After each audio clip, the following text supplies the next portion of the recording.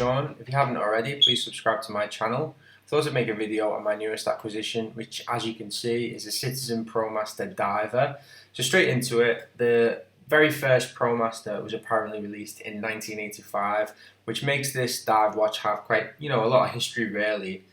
In terms of the specs of it, the measurements are 47.53 millimeters, lug to lug. The diameter is 42. It's got 20 millimeter lugs and it's 12.5 millimeters thick. So it's a nice size really. I find it's often quite good to compare a watch like this to the SKX in terms of how it wears. I think it wears slightly smaller. I have quite a small wrist, 6¼ inches, and it wears better on me than the SKX, which I find is slightly too big. Just taking a quick look at it, obviously a nice blue dial. If you notice, the crown is in quite an unusual position. It's at 8 o'clock, which apparently is characteristic of this movement. But anyway, so this is ISO certified. It's got a 60-click bezel, which is actually pretty decent, to be honest. I've led to be disappointed with every single Japanese diver I've ever bought, really, in terms of the bezel. I think at this price point, I had to lower my expectations a little bit because my first ever dive watch was the Omega Seamaster, which, £3,500, sorry, about £3,000. You wouldn't expect a watch like this to be as good as that. Comes on a rubber strap, nice Citizen logo there. It's got a mineral crystal, and this is interesting. No decompression limits on the strap. It's basically a gauge to tell you how long you can stay in the water without having to decompress. I'm not going to pretend to be an expert in this. I'm not a diver. Hit me in the comments if you know more about it. But I guess it's quite useful. It wouldn't replace computers and electronics, things like that, but pretty funky. It's got a Miyota movement in it. So the Miyota 8200, which is a Citizen in-house movement, 21 joules. And as I've said, the crown is at 8 o'clock. Some people have thought that this is a left-handed watch, the crown being on the other side. It isn't, apparently. It's a quirk of this movement, and to be honest, it actually makes more sense in some instances for the crown to be on this side because there's no way of bashing it. It's protected by where you wear it. But as someone who's right-handed, it is a little bit difficult to use.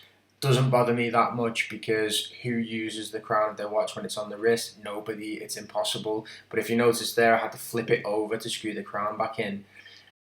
It is difficult to use if you're not left-handed, but makes it kind of a positive if you are left-handed. That's the only real negative, to be honest, I can think of with the watch.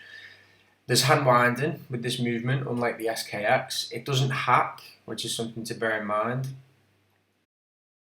And I was really impressed with this watch, to be honest, straight out of the box. It felt really, really good quality. The dial is a really nice colour. It's quite a handsome watch in general, as you can see from the pictures. And I think it provides something a little bit different to the other watches that are around this price point. I'm going to make a video comparing it to those, the Orient watches and the SKX, for example. In terms of the pros of this watch, the price, I forgot to mention it, I paid £160 for this brand new, which is really a good price for a watch that's automatic, it's got a day date, it's 200-meter water resistant, and it does feel high quality, this watch, for the price. It's well made and sturdy. The crown position I've put as both a pro and a con because I find that it's actually more protected in this place, and some have mentioned that it doesn't actually pinch your wrist and things like that, which is something to bear in mind. It's got a good bezel action, probably the best that I've seen on a Japanese diver up to now. It's cheaper than the SKX, and it's a great size. It wears less chunky than the SKX. For me, who has a small wrist, it wears brilliantly. It's not too small, not too big. In terms of the cons, the strap is a little stiff and plasticky. I like it, I think it's nice, but it does feel a little bit cheap. The crown position, as I've mentioned, it's awkward to wind, and particularly to screw the crown in. if you are not left-handed, I found. I think this is the best affordable diver that I've tried so far, to be honest. And I include the SKX in that. I'm going to make a bigger comparison with other watches of this price point. The Lume, as you can see, is fantastic. You can tell where the bezel pip is. Looks slightly different colour on the hands and on the plots. And here it is on the wrist. Like I said, for me it wears really well. Nice size. And it's a 20mm lug width as well, which is a bonus. If you like my channel, please subscribe. Thanks very much for watching. Hit me in the comments, tell me what you think of this watch.